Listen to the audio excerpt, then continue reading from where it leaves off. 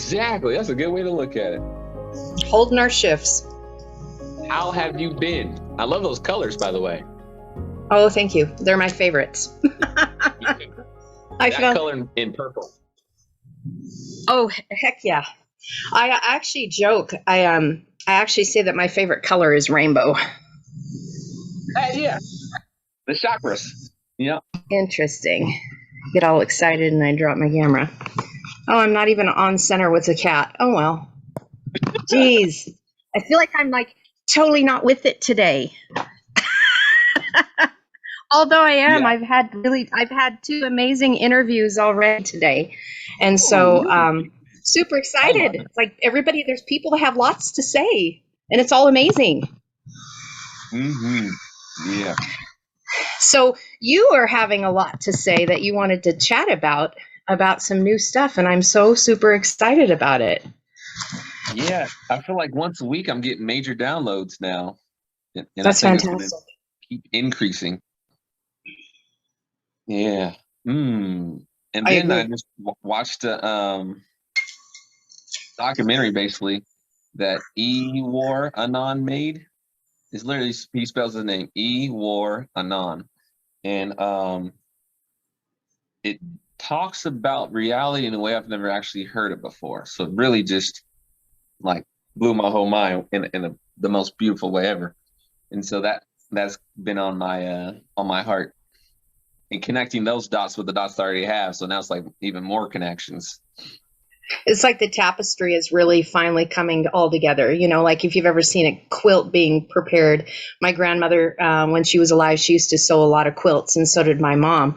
And you get the gathering of all the patchwork pieces and setting it out on the table. And then as they're sewing it, bringing it all together. So it's one completed unified piece. That's the picture I always get. That's exactly why I named this episode what I named it, because that's exactly what we're doing. Everything is just coming. Fusion. Mm-hmm. Instead of separation, we're using the only thing that's real, creation. That's right.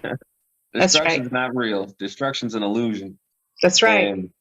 And the more you let go of that, it has no effect, the frequency you can't even touch you. It's so freeing. And I'm just enjoying bathing in that unified consciousness of unconditional love. So beautiful. It's a much better place to be instead of living in fear all the time. Mm-hmm. I mean, that possessed my soul for most of my life. And what caused a lot of mental illness was the exorbitant amount of fear that I was dealing with through religious programming, through personal experiences, you know, the indoctrination, the things that happen when you're under the age of 7.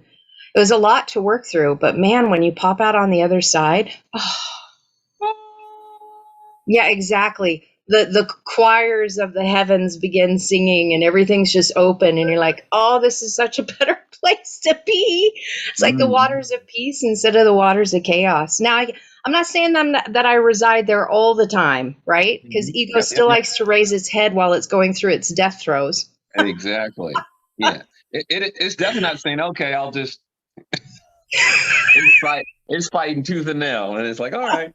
Well, yeah, part of the conversation we had this morning, my husband and I, with someone else that we were sharing with, was about that the ego, it only knows what it knows based on its experience. So anything outside of experience, aka the past, it freaks out on because it's always trying to control the outcome of everything based on past experiences. And the scariest thing is not knowing how the now is going to unfold from one moment to the next. Boom. Right? Because the ego is what keeps us from the present now moment because it's trying to control the outcome of our now. Mm-hmm. You brought up this idea of what E-War Anon puts in his movies. That's awesome. Have you seen the movie Avatar? Oh, yeah. One of my favorites.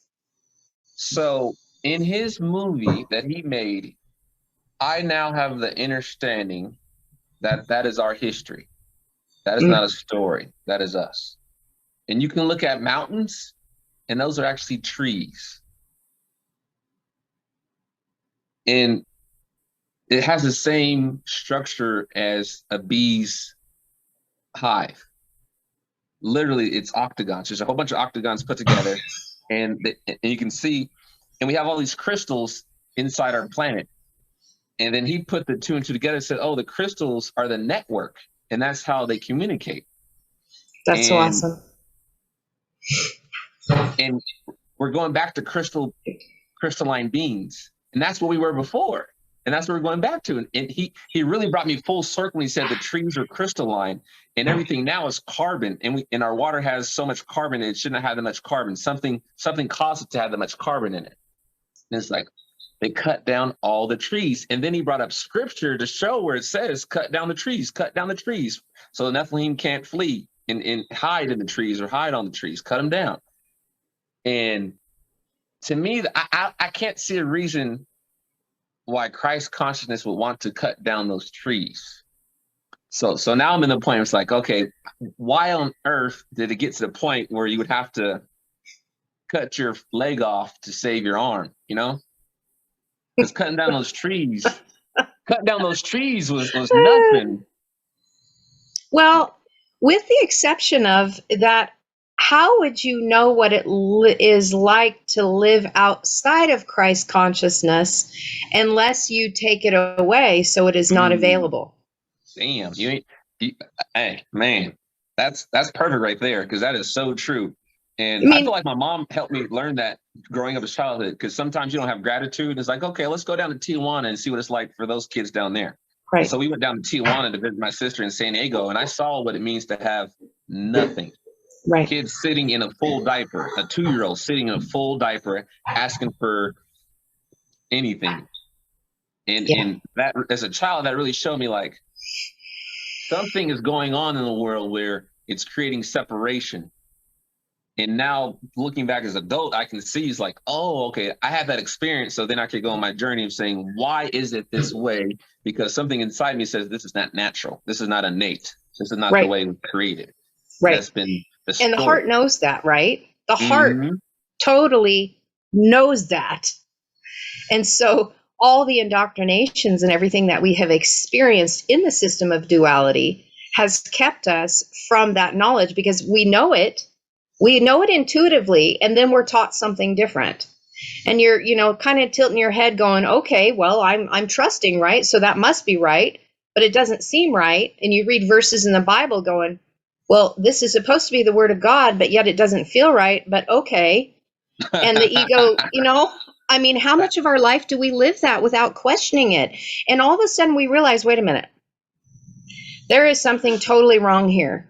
Because a crisis hits, right? Something in your life absolutely falls apart and it drives you inward. Absolutely devastates you. And the only place that you can turn to for answers is inwardly. Because there's no other place to go. Everything else has been neutralized as a place that you can't go for answers, that you can't go for resolve. And you're sitting around in an ash heap. And the only place left that you haven't explored is in here. I'm speaking from personal experience. That's where that one's coming from. You're speaking my story and your story, and I think everybody's. It's our story. Exactly. Oh my goodness. The name of one of his episodes is His Story. And we're erasing that and putting back our story. Exactly, because look at what it already said. His story. Masculine energy, that is a story that we've been participating in. And now the we is collective between the masculine and the feminine energy uniting as a we instead of a he, or his story. Boom. Because he wanted to be like God, the Most High. Yes. Such a beautiful. I'm so grateful to be alive at this time right now. Oh, me too.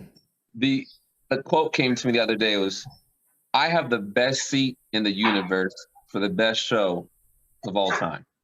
Like, how can you not be excited about that? Like, get your damn popcorn, get your popcorn bag, you know what I'm saying? And sit there and just like, thank you. Get your Thank you. popcorn and your kombucha and let's celebrate. Exactly. And just smile and high five and just ear to ear. I Because know. there's nothing. I know. And I'm starting to experience, I don't know if you've done this yet, and I have like 2 points that I want to make from what you were talking about at the very beginning. I was like, ooh, okay. I am starting to experience some things in my personal life where I can see that timelines are like separating. Like there's things that are happening that, like, I hear something happening from narrative over here, and it didn't make its way to what timeline I'm on. Like, what? Are you kidding? And somebody's sharing something that happened. I'm like, what? I have heard nothing about this at all, like nothing. And then the person going on about something that happened, and I am completely oblivious to it. And I'm like, and I have heard that these shifts are happening with people, but it's now finally like being manifested in my personal walking out in this matrix, and it is the darndest thing. Like I just sit there and I have that jaw-dropping moment going, well, I heard this was going to happen, but now it really is happening. This is fantastic.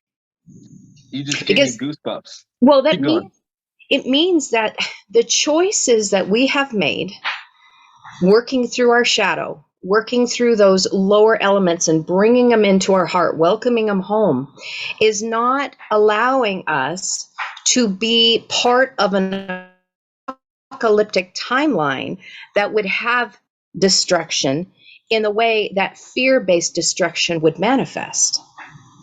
It's a completely different way of the destruction through like a winnowing process versus a threshing process. So therefore, instead of the sledgehammer, you've got the feather. Instead of the holding on, you got the release. The letting, exactly. Boom. Exactly. Boom. And so you can choose to let go, or you can get hit in the head and be forced to let go. And that's the difference between the barley bride and the wheat bride. Mm-hmm. Because regardless of what method is being used to transition us, the outcome is that we would be crowned as queen. So I've been sharing this with other conversations, that moving from the bride paradigm, the bride of Christ, to becoming the queen as one with Christ in intimacy and oneness, we're all going to get there. Like, there's been a set apart season that we have been living. So think about that. Set apart. Duality. We've been living a set apart season, getting ready. In Hebrew culture mindset, everything was agriculture. So when parables are spoken, the bride paradigm is spoken of multiple times. And so the feast preparation of the barley bride and the wheat bride is very well known, but it doesn't come across in translation to English readers within the English narratives that were penned out, because we don't have the agriculture community, and they've kept the information from becoming a queen not readily available to us, because we are shifting into something that is so fantastic and walking into our personal sovereignty, into our heirship and our inheritance, that if we can continue staying as the bride of Christ instead of the queen as Christ, we will continue to squander away our inheritance when it's right here for us to walk and step into. Yep, exactly. Exactly. That's the 6-6. That's the code, the 666. What it really is 696969, but they flip the 9 to another 6, which creates this loop. Exactly. And 9, as we know, is a number of completion. So Ken and I are always talking about flipping the 6 into a 9, taking it and flipping it. Now, what I think is beautiful about this, I love this. Okay, so the Vav is a number 6. In gematria. So the way the language is structured, and I think you probably know a little bit of it, that the Hebrew, every letter, and I guess they say it's the same thing for the English alphabet, but it's minus the vibrational frequency that Hebrew, Aramaic, and Sanskrit have. So the number 6, or the Vav, means to connect, but it also means to separate. It's that and principle. So there's something that is connected to it, but it's still separated. So it's wanting to connect. It hasn't yet. It has a desire to connect. So when you have Vav, Vav, Vav, which is technically 666, it is saying that these body, soul, mind concept, or body, soul, mind is better said, body, soul, mind, is all separated. But they're wanting to join. Yep. They're separated. They're an and. You are body, you are mind, you are soul. But not body, mind, soul. Body and mind and soul. No so Trinity. Then when you flip it, now you have the number that means completion. Now look at this. This is beautiful. The 9 is the letter tet, and it means to wrestle. It means to wrestle. It can be spelled tet yod tet or tet yod tav. The difference is when you are wrestling, because the tets represent mother and father, like if you don't have the mother-father paradigm of Abba Amma as God, you're going to miss out part of the wrestling. And the problem with that is if you miss out on part of the wrestling, that final tav is never going to be able to turn into the alternate spelling, or that alternate tet will never be able to come to fruition as tet yod tav, because tav means completion. It means mark, it means signature, fingerprint. So the 9 concept is that you have flipped it because you wrestled it. And now you've been completed in your body, in your mind, and in your soul. You are now 999. 9 times 3 is 27. 27 reduction math is 9. It always gets to the place of completion, which in science is what they consider as the model of phi, the spiral. Phi. Yep. It's so incredible. It's so incredible to just look at that. And then you know what comes after the tet? It's the letter yod.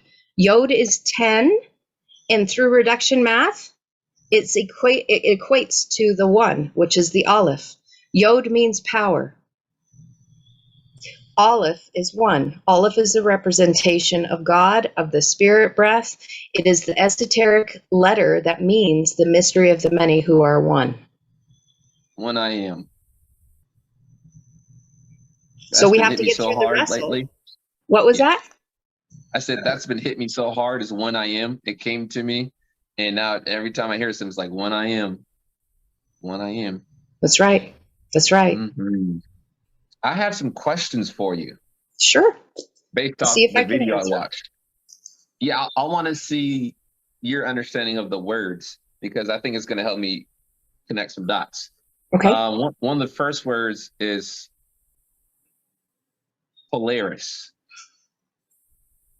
Do you have any connection with Polaris, which is the star that doesn't move?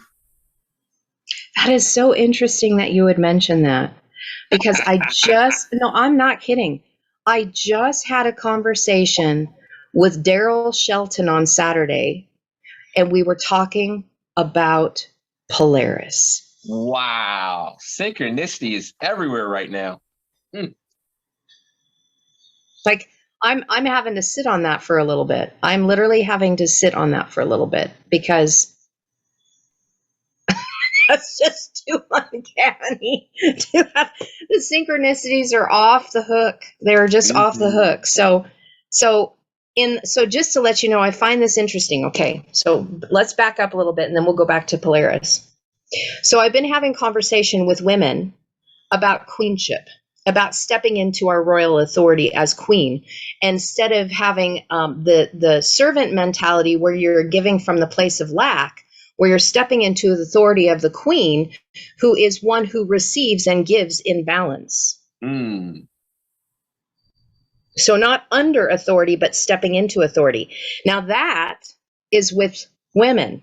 Now, when I have been talking to men, now the conversation is switching to, let's talk about Polaris. Let's talk about the star that doesn't move. Let's talk about the existential plane that we are in, that people would say is flat Earth, not understanding what Earth truly is and why it appears as an orb as an extension, as existential plane, with Polaris as the star that never moves. And I'm like, isn't this interesting? So tying these things in to see what the masculine energy and the feminine energy is doing to bring this in, to connect these frequencies of understanding who we are, why we are, where we live, and what we're supposed to do as we're stepping into this Christ consciousness. That's how we help the ego. That's the biggest thing, how we help the ego, is to tell the ego the truth. Because right now the ego thinks a lie is the truth, and it's giving us false information because the information it has is a lie, because we've been living a lie. And the ego's like, no, this is the truth. We're like, ego, you don't understand. You don't understand. We're living in an inverted matrix right now. Everything you think is the truth is the opposite of truth. Poison is actually water, and water is poison. It's the opposite right now. And that's where we're coming out of. That's why this friction is, because it's like the two worlds are separating. Yes, and that causes lots of volcanoes to go off. Volcanoes, earthquakes, totally. As within, so without. So the ego is freaking out right now. Yeah. And that's okay. And that's okay, because this is where we are united here within the heart. Through spirit, we can bring comfort to the ego, where we embrace being the comforter through the divine feminine energy, right? Sophia. So spirit that was given as the comforter, we embrace this energy to help our own egos transition. Yeah. Because that's really what it's about. It's the transitioning, the death of the ego, the transitioning, and to the point where it is diminished, so that spirit, so Sophia, can flow freely through our vessel without having the ego stand in the way. And the ego stands in the way because it's afraid, and it goes, no, stop. You're crashing my world. You're crashing everything that I created here in this world as my construct, as an Elohim.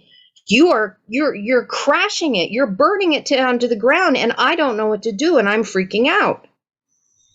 You just literally gave me shivers. I don't know if you can see goosebumps, but the fountain, the movie, when he comes up against the guard who's guarding the tree of life, he doesn't know who it is. He doesn't know it's himself, right? Until he does, and that's the ego, and he's like, I am, and the ego's like, oh, exactly. This is the beautiful. Oh my gosh, I'm so glad you mentioned that. Thank you. This is where we can help the ego, right? Because it's freaking out, thinking that it is going through the death process, when it doesn't realize that as ego is I am. Exactly. And so it's gaining more than it's losing. It doesn't understand that. We have to help it. Yes, we have to help understand it. Exactly right. And so that is where, as a comforter, we begin to speak to ourselves through the spirit to let the ego know that everything's okay. Look, you're not losing anything. You're gaining everything. You're literally gaining everything. By letting go of this one little fractal portion of this one little thing, a piece of existence you've been living in, Carrie, since 1973. You got to let go of the 6 so you can flip it to a 9. Let go of the 6. You won't die. That's right. You will be born anew. That's right. And then, we talk about the giving up of all the egos that we've lived, not just this one little fractal. I really feel that's once you get this one, you start thinking about all your other ones that you're not aware of, and it's like, okay, how do I heal those ones? And to me, what I do is, in my imagination, every time I send love to one person, I send it to every person, because I send it to the I am. It's much more efficient. In my head, I'm like, how can I efficiently send love light to everything in the universe? And it's like, send it to I am. That's so good. Some people are like, don't send love to the demon. Don't send love to love. It's like, oh, I don't even see that thing. I'm sending straight love to I am. And why we wouldn't, I don't understand why we wouldn't want to send love in that direction, because that direction is what needs it most to welcome it home. Part of the reason why those egregors are, why they exist is because we've shamed and guilted it so much that it feels as though it's not accepted. Mm-hmm. Yep. And so it operates from that instead of, hey, I love you, come home. I love you, come home, come home, come home. You're just acting up and acting out because of faulty information that you begin to believe about yourself. And so we birth children. I'm not talking natural. I'm talking our own egregors, thought forms that we birth because of our own portion that we've portioned off. We've separated it and then created a thought form so that we could continue to shame and guilt it. Created an illusion of suffering so we could suffer more. Exactly. And then we could use that to create pain and suffering for other people, because really the pain and suffering that we inflict on other people is because it's the pain and suffering that we think we deserve. Hurt people hurt people. That's right.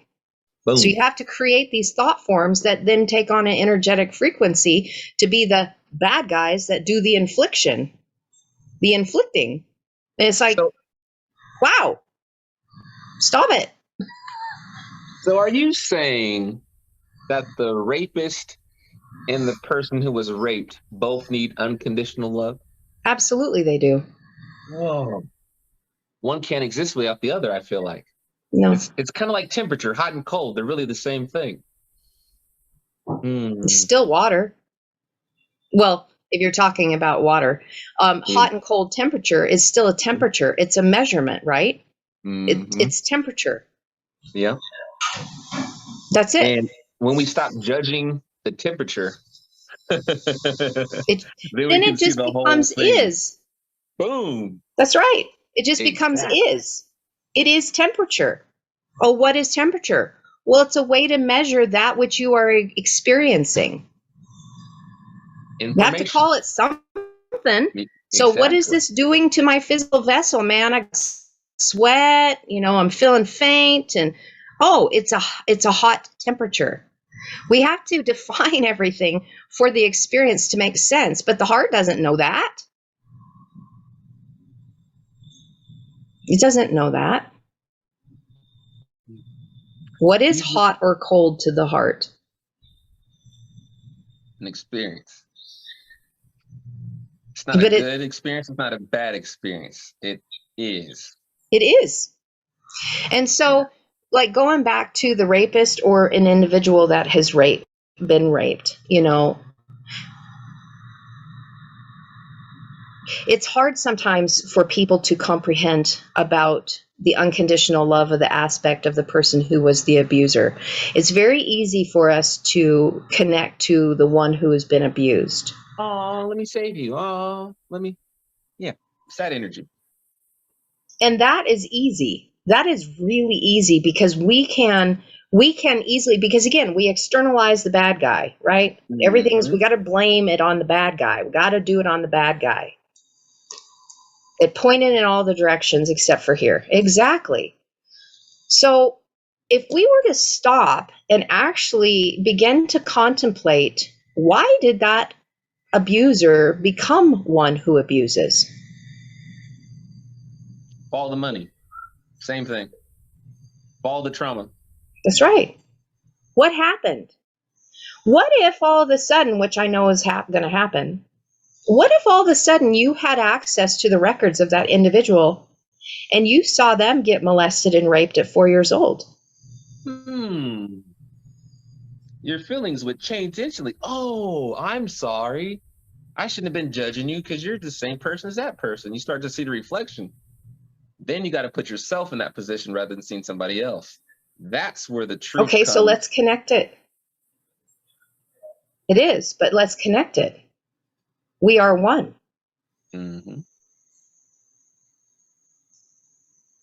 So at some point, you begin connecting to you connect to what's going on as that you are the abuser as well as the one who is abused simultaneously. Boom. because we are one. It's easy for us to say, oh, we are one when we have that feeling of ushy-gushy love. Oh, right? Like you and I are coming together and instantly our hearts just go, Pwah! Oh, it's Emery, I'm so happy, you know, and we're hugging each other energetically and we're loving each other. And it's like, this feels so good. Yep. But the greater measure of glory is in the measurement when you come face to face with the rapist and you can still have that same intensity of feeling for them. Boom. Can you be that unconditional love? Can you be that sign, that light post? A light post in the right on the seashore, it doesn't move. It doesn't say, let me go provide you light because you're over here and you're over here. It says, no, I am the light right here. Whoever wants this light, come get some. That's right. And it doesn't judge anybody who wants it. It doesn't say, oh, no, you can't. You're not worthy of light because you did that. So no. But yeah, you can come because you're hurt. So you come over here. Well, and you know what? That lighthouse doesn't judge whether or not the ship that's out in the sea pays attention to it or not either. Ooh, that's a good one. I should turn off my light because nobody's looking at me. Nobody's watching my videos. That's so absurd. Nobody's watching my videos. So in other words, that was me. Yeah, the I started Lighthouse. YouTube like 5 years ago and had 10 views, Wow. 20 views. Did probably 10 videos, and I was like, all right. Not knowing I was going to go continue the circle again. I could have just did it then, but I had to go back and do the 6 again. I had to see the circle. Exactly. I was basing my reality off of outside circumstances. Instead of the inward reality. Boom. I would have never stopped making videos because it's not about the outside. It's about this right here. This will catch up. And that's what we're experiencing right now is the catch up. Exactly. And the sooner you catch up, the more comfortable it's going to be. The longer you wait, the more it's going to be like that wolf blowing your house down versus just knocking on your door. Exactly. Why do you think it says, behold, I stand at the door and knock? Mm-hmm. If I keep totally knocking, there won't be a door. Right. Mm-hmm. Oh. Well, and you know, this is where the whole aspect of light, right? The sun is not a respecter of persons. It shines on everything simultaneously. Yep. It doesn't withhold its light because it's judging. Mm-hmm. It just sends light. I want to bring full circle something I thought about before. And Please do. You were talking about at the micro, and I want to bring it to a macro so people can see how society has created this 6 loop over and over again. So yeah, please do. I'm going to speak to Caucasian men and Caucasian women right now. You are being demonized right now. Big time. Yeah. Don't take it personal. Mm-mm. Black people, you used to be demonized. Don't take it personal. It's not about you. It's about separation. Now you can see the loop. That's exactly I'm going to use they. That's right. They are using whatever tool they can right now to separate. I don't care if you're gay, straight, black, white, orange, yellow, whatever team you're on will eventually be the good team and the bad team. Play the game long enough and you'll be on both sides. Exactly. I'm so glad. I am so glad you brought that up. I am so glad because here's the macro of this is that once we all get right here, we no longer see anything external. We stop judging. Mm-hmm. So it doesn't matter. It doesn't matter at all. And I'm looking forward to the manifestation of this fully because my heart has been beat up so much because of separation. And I know that it's been in this why state for such a long time. It's like, why does it have to be this way? Because innately, I know that that's a lie.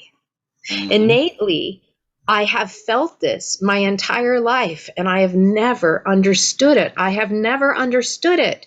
I've never understood why racism existed to begin with. I'm like, I don't get that. You know what? When you look at little kids play, they don't give a rat's hooey what color the skin is. They don't care. You know what? They see another self and they want to go have fun. Let's go play. Let's use our imagination. Well, maybe they don't do that so much because they got Xboxes and all that. But when I was a kid, it didn't matter. If you were a little person and I saw you, we were going to go have a great adventure. That's what my kids do. Doesn't I matter. got a 3-year-old and a 5-year-old, and they go play with our new neighbors here in Houston. And the kids that they play with have lighter brown skin than they do. And it's beautiful. Yeah, because you just don't care about those things. No? As a kid, it's like you have such an open heart until you're taught these things that all you want to do is connect. And your friends are everything. It's like, oh, another self. Another and then we reflection lose it. With the programming. But, and that's exactly. what we're releasing. That's what we're releasing is the our children shall suffer our iniquities. That's in the Bible. We're releasing that part by saying, you know what? I'm going to heal my iniquities so that I don't pass them on to the next person. And I'm not just doing it for my kids. I'm doing it for everybody. Because everybody I interact with, when I have that poison in me, I'm going to send it to you too. Because that filter is still in there. So the thank you I'm saying right now isn't as powerful as it would be if I was healed. That's right. And that's what I really want people to understand is because people are like, change your friends. You should help people. You should do this. It's all external. It's all about outside. It's like, no. Go inside and everything else will take care of itself. It'll be literally the snowball rolling downhill. And you know what the ego will do with that? The ego will say, well, that's very selfish of you. Right? Because the ego, again, that defense mechanism, as soon as you start going inwardly, it's like you're putting a death date on your ego, and it knows it. It's like, oh, darn. Oh, boy. Whoa. Yeah. It's that same energy of, I have to do this medical thing because they're going to fire me if I don't. It's the same energy, and it's like, yo, just heal yourself and then look at the world. Exactly. It'll look totally different, I promise you. And that's what people are trying to tell people, like, wait and see. Don't take the medical procedure right now. Just wait a little bit. And I feel like that's in the Bible too. It's like, hey, when you don't know, sit your butt down and be still. Wait. Yeah, exactly. Our knee-jerk reactions are always based in fear. Until we heal. And then we respond. With creation. Exactly. Yep. We don't have to fight anymore. No. In fact, the fight is only, in a conversation that my husband and I were having earlier, is that the fight is only generated from the ego and in the position of fear that feels it needs to justify itself. Justify for its choices. That word is so large right now. Oh my goodness. I feel like I haven't been using that word specifically all the time, but that frequency in people, let's use frequencies instead of talking about people, because that's how we get around the ego. Because when you talk about a person, they're like, oh, no. And I'm like, oh, I'm not talking about you. I'm talking about a frequency. And they're like, oh, okay, well, now I can listen because you ain't talking about me. That's much, much better. That's a good broad sorting without having the ego step in the way and get all ticked off. You're talking about me. Well, if it applies to you, I am. But we're just broad sorting a frequency here. Good. I like that. So continue, please. So the frequency of fear says, I'm not sure of the outcome that's about to happen, and that scares me. I'm afraid because I'm not 100% certain of the outcome because I'm all about math. The ego is straight 1 + 1 = 2. If you give me an equation I don't know, I'm going to cry, flip, scream, yell, blah, blah, blah, blah, blah. And that's based off the illusion. So any equation you're going to get from the ego right now is wrong. It's totally just the same 6 you're going to be experiencing. So if you want to flip that into a 9. Yep, I so like that. That is beautiful. Said it that way. Truly. Thank you. And that kind of work really does take that stillness aspect to be able to begin to see differently from what the heart's telling you, and as soon as you tap that well, as soon as you tap it, all of the sudden, which is really the awakening process, that frequency that goes through, it begins to vibrate through your entirety of being. And then everything begins to be questioned. It's like all it needs is just one little door to be cracked open in the heart. And then that frequency goes, oh, good. Oh, good. Ripple effect. And then the ego starts freaking out. Whoa, I built my castle and fortress. What are you doing? Dismantling it. Yeah. You built it on sand. What's the point of that? Oh, you're helping me build something better. Oh, okay. And when you get to that point with your ego starts to believe you and trust you again. Oh my goodness. That's when you start creating, because then you're unified again. Exactly. Your physical body and your soul are on the same page. You're not fighting with yourself. Imagine trying to run a race, the biggest race in the universe, and you're sitting there fighting yourself running the dang race. Like how far are you going to get, and how fast are you going to get, and how much fun? Here's the most important part of that. How much fun are you going to have running that race? Because the whole point of the race is the fun. It's the joy. It's the love. And that's what Christ consciousness came back here now, and is here for anybody that wants to tap into it. It's available, and it's free. And that's but it's going to cost you everything. Mm-hmm. But it's free. But it's free. It's free. It's going to cost you everything, but it's free. Yep. And that is the illusion. Exactly. I had this image of a three-legged race when you were talking about, fighting with yourself, because really that's what it is. If you actually watch somebody in a three-legged race and they know what they're doing, it's amazing to watch. It's like, how do they do that? Because they're in such synchronicity with their step. Something that looks like, if you watch everybody else trying to figure it out, it's a disaster. It's just a flipping disaster. But once you get in step, set intentionally, when you get in step as a trinity, three-legged race, and everything is working in the right order in the 9 position, then it is completely different. It's no longer a race. Because you're not trying to get to the destination, you're already there. Boom. Then it's creation. Yeah. Then you're the magi. You're the magi again, creating. And you'll never be a victim again. I'm glad that you mentioned that, because this was part that has been circulating too, is where in our Christian theology, we have a really adverse reaction to the word magic.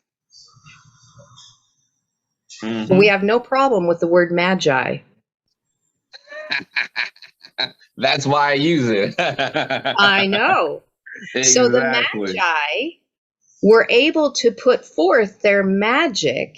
And all magic is, if you really want to know, magic is getting into the divine energy, into the quantum system as a creator for an outcome, an intended outcome as a creator. That's all it is. So as soon as we start tapping into source, consciousness, the quantum field, and you begin to create, you are a modern day magi. When the creation and the creator become one, I am. Exactly. And I know I've shared this before, and I think I might have shared it with you, but I've shared it in many videos, and I'm trying to really get people to sink into this. Because we were discussing this morning about the I am, that it's very easy for people to just roll it out of their mouth without comprehension and understanding of what that is. Right? Because it's a cliche. Like love. It's love. Right. Just and like love. It's a buzzword that everybody is using, but if you don't comprehend and understand it, then you're not it. You can say it all day, but the frequency, if you're not resonating to that frequency, then anything that doesn't resonate to the frequency of I am is going to come around and bite you in the butt. So better know what I am is. And that's what we're experiencing of all this stuff we created for all these years. Ping, ping, ping, ping. It is kicking us in the butt because it is miscreation, and we are walking as I am now. So to share it, I am, Eye, Aleph, Hey Yod Hey. So that is the phrase, Aye, or Eye, Asher, Eye. I am that I am. What I love about this is that the mirror is the same, right? You have Eye, you have the word Asher, and you have Eye. I am that I am. Here you go. Here's your mirror principle. You want to talk about it? It's encapsulated in the phrase I am that I am. Because anything outside of I am that I am, now you're going to create a mirror that if you are not that which you proclaim, it is going to come back at you. So if you say, I am a good mother, and you're not a good mother, it's going to bite you in your butt. Yep. You're going to have a fun weekend with your kids. So, my kids acting a fool. I don't know what's going on with my kids. They won't listen. They won't do that. It's like, look in the mirror. Look in the mirror. So what are you proclaiming? Because the mirror principle is already established in creation. Creator said, I am that I am. You are creator. So I am that I am. Whatever you say that you are mirroring it, or you're not mirroring it because of the mirror. So if you're going to proclaim that you are something using I am statement, then you better be walking it out, because the quantum field is going to keep pestering you until you match that frequency. Yes, ma'am. So the smart thing to do is just be observer and say, I am. Yeah. Don't say anything else. Just say, I am. Until you understand and understand what you're saying. So in other words, if you're going to say, I am a creator, better know how creation works. You need to know how to play the game in order to play it? Is that what you're saying? Like yeah. Imagine if I was a soccer player, right? And then I tried to go play basketball, and then all of a sudden the referee transformed and said the same thing. It's like, you know what? We're going to turn a basketball court into a soccer field. Like, that don't really work too well. The rule, it don't match. No. Imagine how frustrating it would be trying to play soccer on a basketball court, you know? Well, here's the deal. If you don't know the rules of the game and how to play it, you're going to get played. Oh. You're going to become a victim. Is that what you're saying? Wow. Bingo. That's the difference. That's the difference. So here's the other thing I wanted to add. I had to plug my computer in, and I didn't want the camera going crazy, so I turned off my video for a second. The other portion of that phrase, I am that I am, the Asher. Asher. This is so good. And I might have shared this with you, and I'm sorry if I am, because it's like one of my favorite little tidbits. I just love this. It's new because it's now. Okay, perfect. Okay. So Asher is if you know the sons of Israel, or the sons of Jacob, one of the sons' name is Asher. Well, Asher means happy and fortunate. But when you break it down, this is so good. This is so good. It's the Aleph Sheen plus the Resh. Aleph Sheen means fire. Resh means head. So the happy and fortunate ones are those who have fire upon their head. That should connect some dots.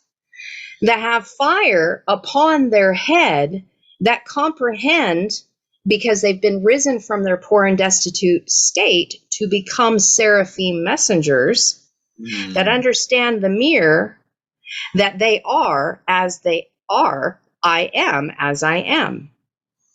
They don't need to have anything to proclaim something that they are, because they're an embodiment of the fullness of I am in full potentiality, not limiting to one thing.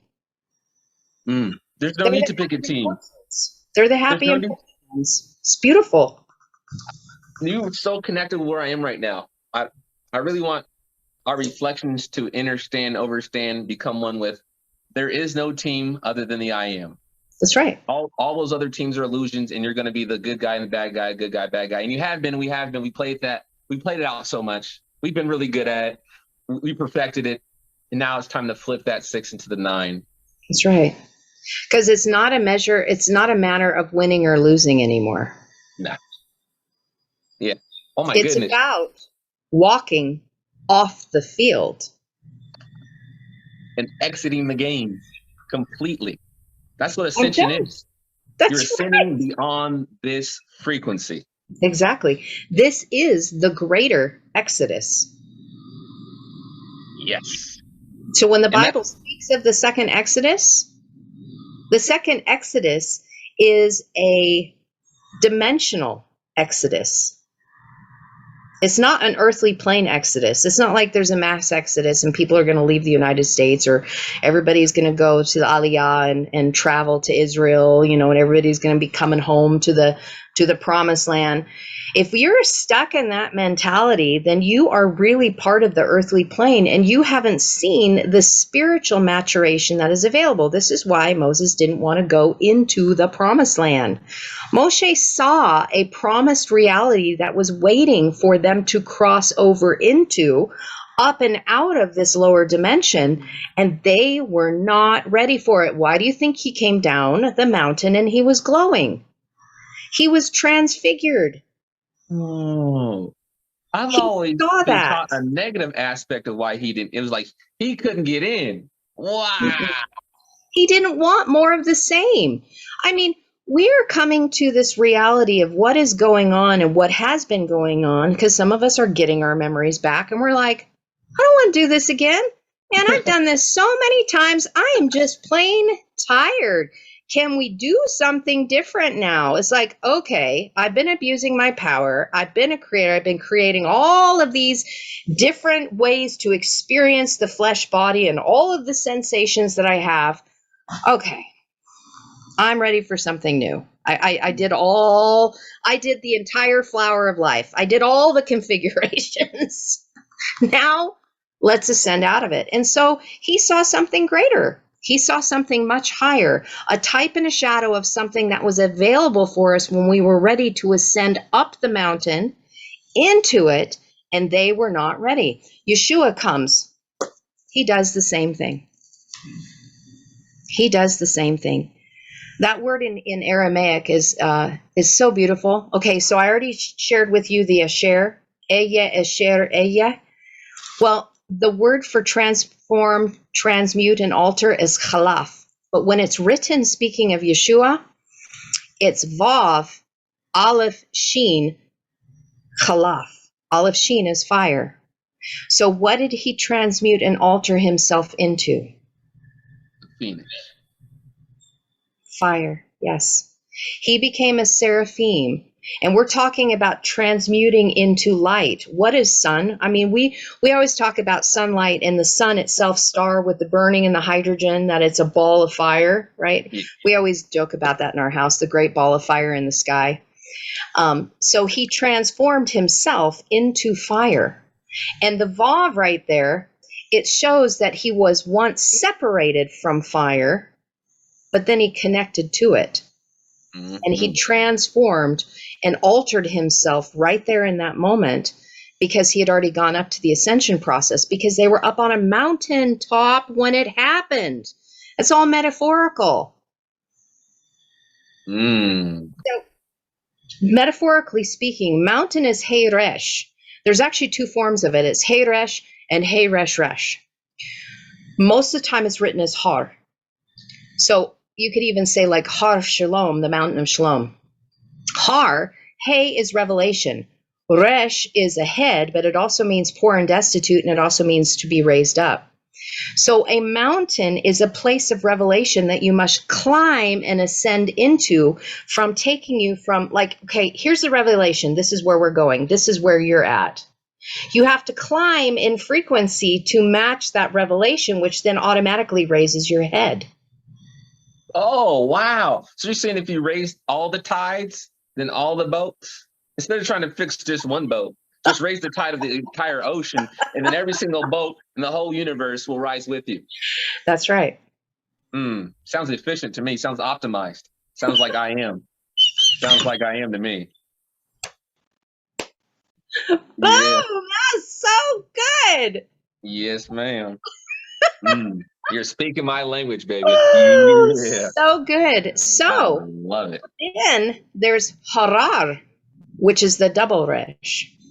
It's not just one thing to raise one head. because we got mother and father that we're dealing with. What happens when you only raise one head? You have too much masculine energy. And masculine energy is all about like domination and subjection and control. You must have both raised. That's harar. It's the double raising. So the revelation is meant to raise both heads simultaneously, not just one. And that is why a lot of times you would see the one resh dropped off to say, okay, you're raising your one head, and for a while to construct and to build, you need to focus on just one energy. But it comes to a point where everything becomes too top heavy because there's no balance. Yeah. So the next head has to be raised. Exactly. So then you're raising both up. So in actuality, those high places are then made low because you've risen the head, which then all of a sudden automatically in meekness diminishes the ego, which has been the head, and levels the playing field in complete balance and neutrality. So now you don't have these lofty mountains that are standing above everyone else. Now they've been dropped down into the place of equality. You can move a mountain with the faith of a mustard seed? Imagine that. That's exactly what you just said. Yeah. I love it. Oh, there's another word that I think really connects what we're talking about. Firmament. Yes. I've been trying to get the whole talk. Firmament. What does that mean to you with your research and knowing? That's so crazy. What is it? Synchronicities, man, because it's like same conversation I had a few days ago. So let me do something that I didn't do last time, okay? Let me do this. We are going to actually go in and I'm going to take a look at the word itself. Oh, thank you. Okay. Ooh, I love it. I'm getting educated today. I appreciate it. You're welcome. Well, oh, wow. That's it. Oh my gosh, I was trying to think of what this other word was. Oh my gosh, you just majorly dot connected for me by mentioning that word, because I've been trying to find this word since I came from Crestone, and oh my gosh. This is amazing. Okay. Oh, this is so good. I am just going to do a screen share here. Can I do a screen share? Will you allow me to have control for a second and do a screen share? You can do it. Yeah. Perfect. Okay. Dang, here we go. Yeah. We're going to do this. Okay, so we're screen sharing now. So I just decided to put up, just in my search bar, Strong's Hebrew, firmament. Now, whoever littleperspective.com, I love this because they already broke down through the letters a little bit about the firmament. So I don't really have to share much. I mean, there's a perspective that I have that I will add to it. Because there's part of it they don't have on here. But look at this. Firmament expanse is raka, a primitive root meaning to spread out. Okay? And the 3-letter is resh kufayin. Resh, the head of man, thus the head top first, beginning. Kuf, the sun on the horizon, circle of time, and then they don't have the ayin. So let me pull it up so we can go a little bit further to see what they're saying here. So we've got sun on the horizon is the kuf, and then we have ayin, the eye, thus to watch, to know, and to shade. Now, what is so amazing about this word in the Zohar, I actually, when I was in Crestone, had this beautiful man that I met named Moshe. And he was raised as an Orthodox Jew, but he came into the Crestone area because he is being called into this oneness unity. And so here he's coming from a very separated religion in his background, but his spirit is drawing him into oneness unity. And he met us while we were there, and he was really attracted to the fact that we are speaking about Hebrew language in a way that he hadn't seen before. Now, this word in the Zohar, and like in the title, was talking about the light of illumination of the heavens. And they used this word translated into English as heavens, as the firmament. I'm used to seeing the word shamayim. And I'm like, what is this word? What is this word? It's this. The heavens, the firmament. So this has to do with the head of man. The firmament. So again, as within, so without. So what do we have up here in our mind? Do we have the mind of Mashika? Do we have the mind of the anointing? Because that's what I'm seeing. I'm seeing that if this is heavens, is this is a firmament and it's dealing with our head, because the letter Resh is about the head. It's about our thoughts. Because the mind, okay, let's drop it back into some esoteric side stuff here.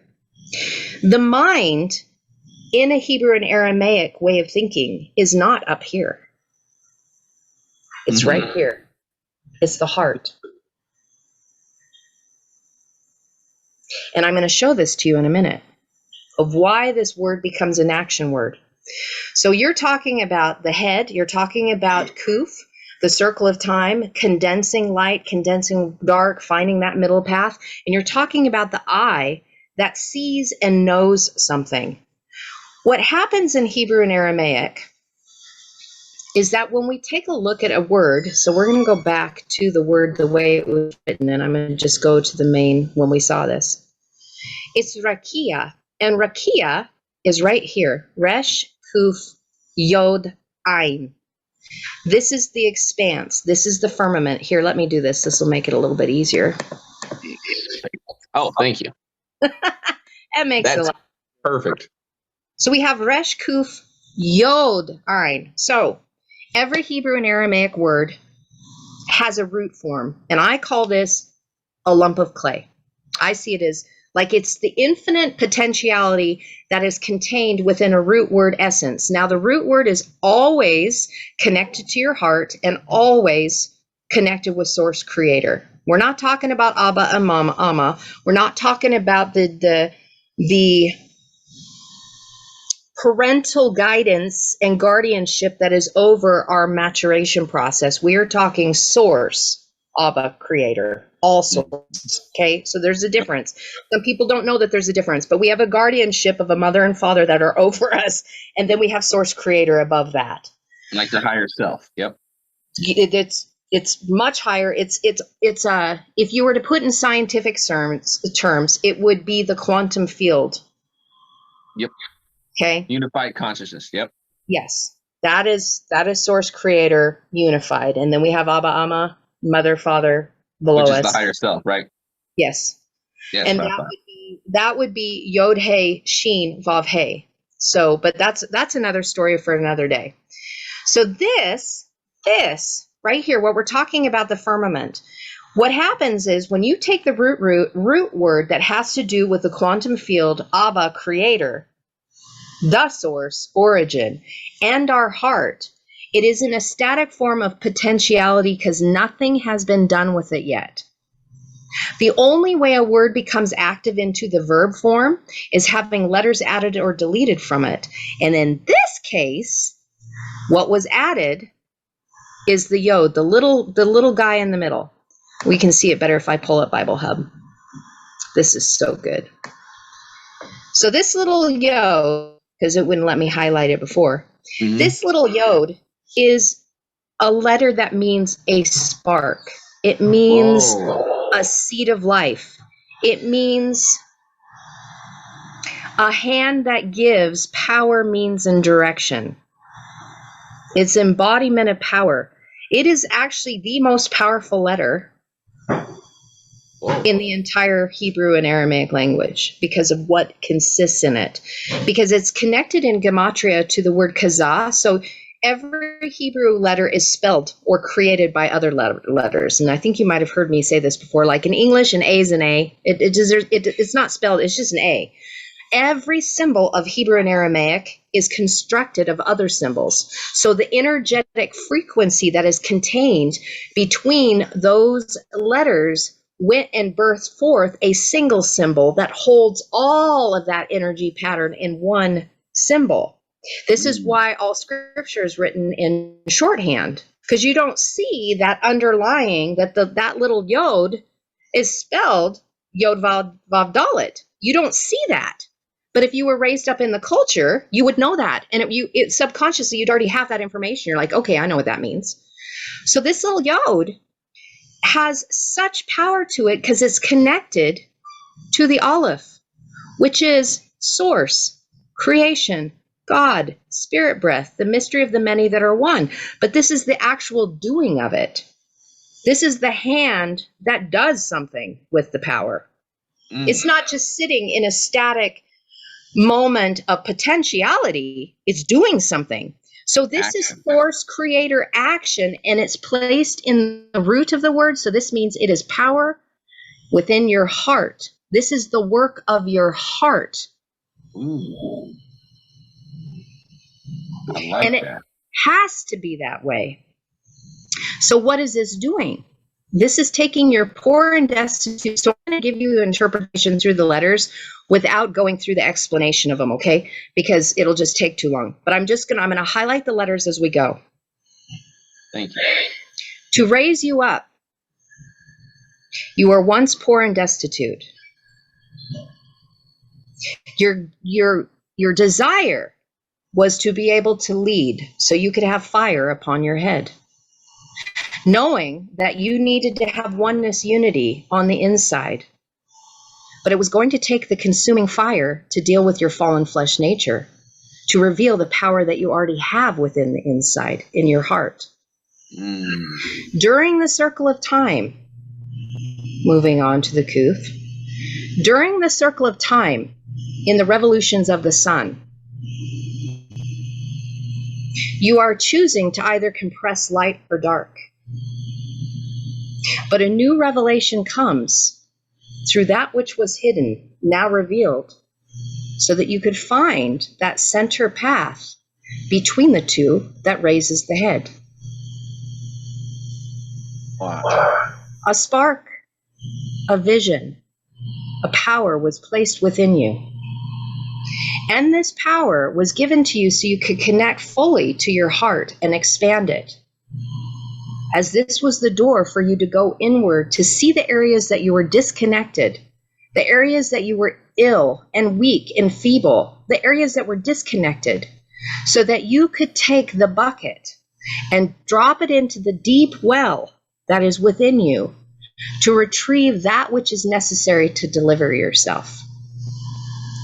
This is meant for you so that you can know and see the purpose of that power given to you on the inside, so that you can deal with your fallen flesh nature through the mirror of existence, seeing the risen self through the fallen self through the risen self, which is the seed of life that will perpetuate the ability to create heirship, not only for yourself, but for future generations as you become the seed of life, because now you are standing while in your flesh, having a very strong base as one who is ascending the throne.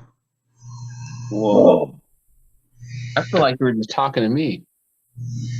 You got all of that from 1, 2, 3, 4 letters? And this is why I study the language, because when you study Hebrew and Aramaic, that coded information is in every single word. So every single word is a paragraph or two of information that is running. Like once you have this information, when I look at the Resh, I don't need to think about what that means because I already know it. It's like in the subconscious programming that is already there, foundation for me to draw upon. So when I'm talking to someone, I can have a conversation with you by looking at this word and say, Emery, this is what I see for you. I can prophetically declare these words over people because this resonance frequency is that which is matched to that which is already in your heart, and you just forgot about it. Beautiful. Now, the word prophecy in the book of Romans, I think Romans 2, chapter 6, it talks about prophecy. It's very interesting. The letter, get this, the 3 letters prior to the word Nabi is Bet, Dalet, Nun. Bet means inside, Dalet, Nun is judge. Judge the inside. So when a prophetic word is coming to you, it's about you on the inside. It has nothing to do with your ego. So when somebody speaks a prophetic word over to you and it has something to do with your ego, Judge it and throw it out if it has nothing to do with you on the inside. If it's talking about you are going to be raised up to be a platform leader and you're going to be reaching thousands of people and you're going to have this incredible ministry, get rid of it, because all it is doing is a false prophetic word that is lifting your ego instead of raising your sovereign head from the place of the heart. I have a quote, and it just goes so perfectly. I came here to change the world, and upon doing so, I found out I had to change myself. Oh, that's the only thing I can change. Okay, this is beautiful. Oh, I love this, Emery. This is so good. I love our synergy.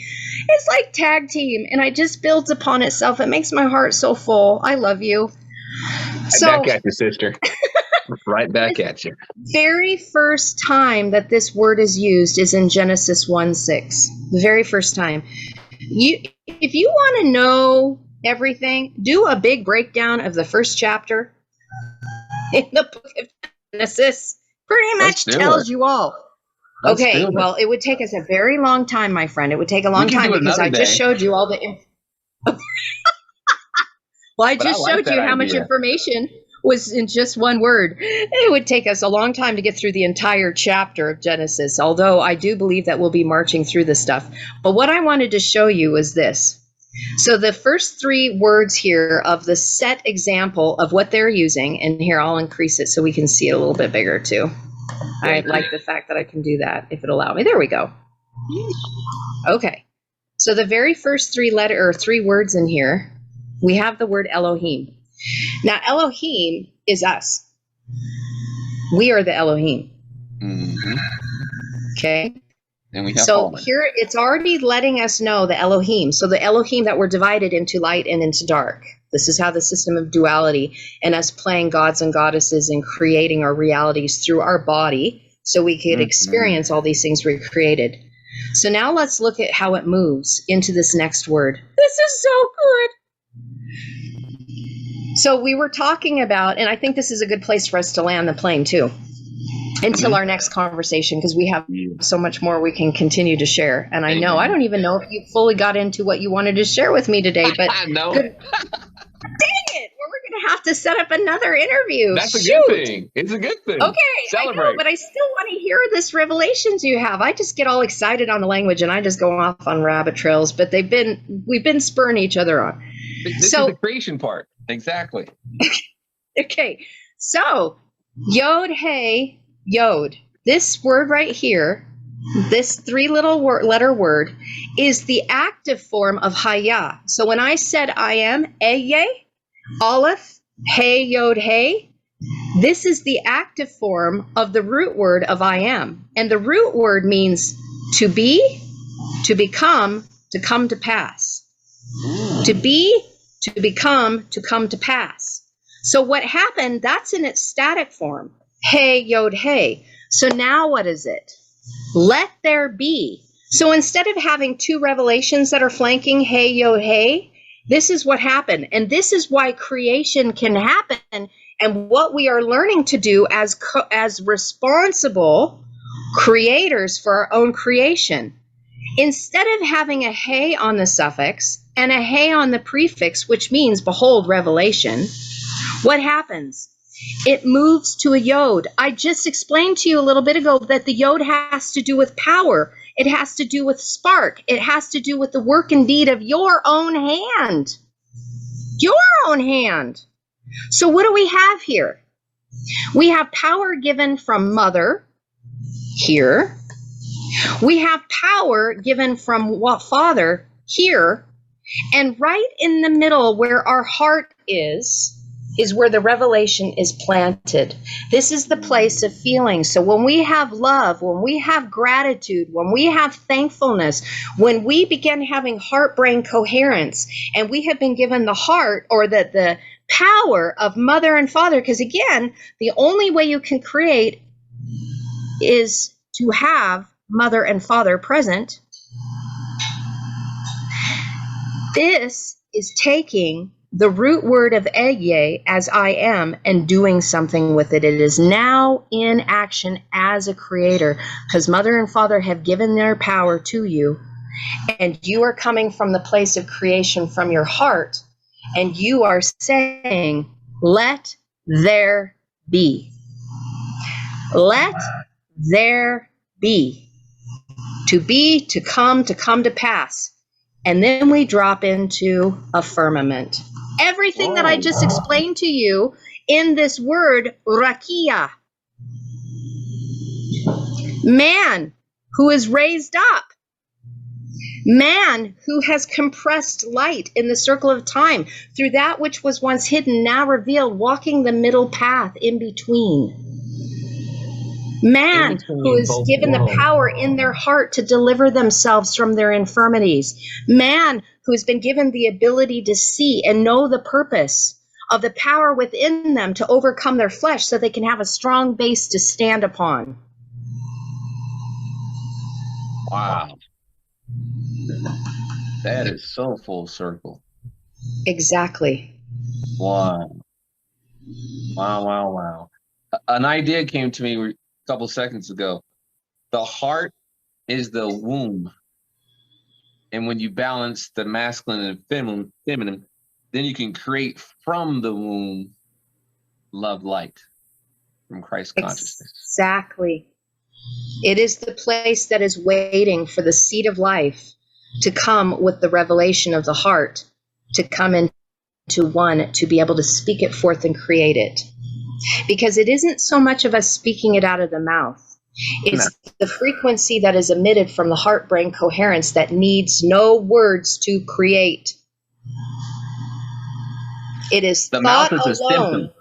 Yeah, it's the thought alone connected with this right here, the power generator, through gratitude and love and compassion that then creates it. No words, never. No words need to be spoken. I love that you said that. I was literally just talking to some loved ones about that last night, because we get so caught up in our actions and our words and our thoughts. And it's like, those are symptoms. Like, if you tell me these, I can tell you your frequency. So these have no power over this. This has power over these three things. So change this, and those will change. That's what Rakia is all about. Change the mind, change the head, change this to match this. And then those symptoms, they all go away. Boom. That's where healing really takes place. Yep.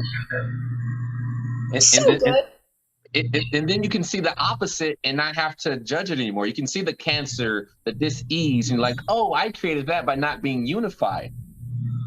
This makes sense. This is what you get. This is the waste product that you get from being ununified. So let me go unify myself, and thus I'll have unconditional joy. And this is what Dr. Joe Dispenza says. I know a lot of people have been talking about it. It's because he's bringing awareness of the ability of who we are. This is from where you go from cause and effect,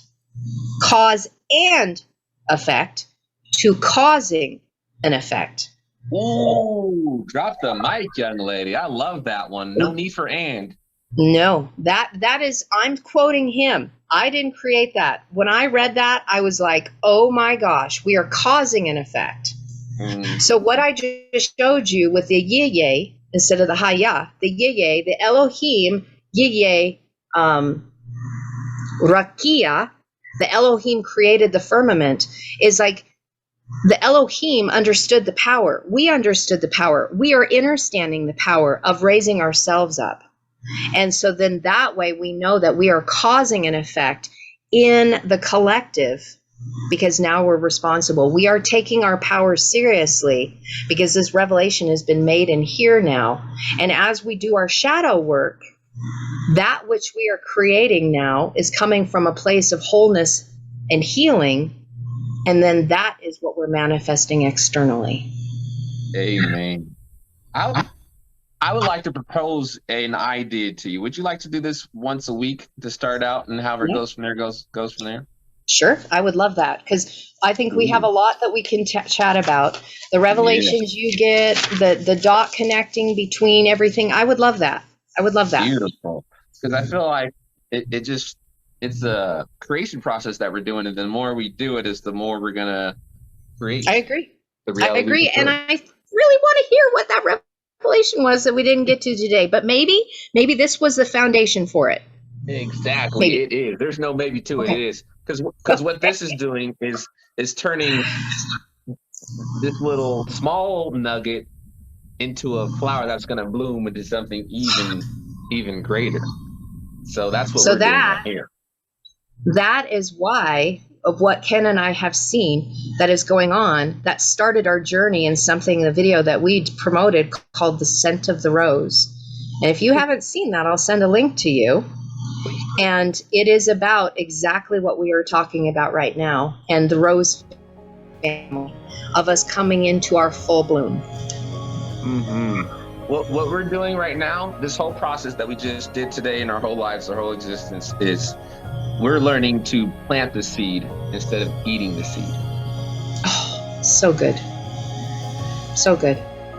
I am complete. That's so good. I am. Thank you, sister. Thank you. I love you very much. I look forward to this. And just private message me, and we'll set up a time where we can do this weekly. Oh, sounds good to me. Enjoy the rest of your beautiful creation. I will. You too. Toda raba ahava.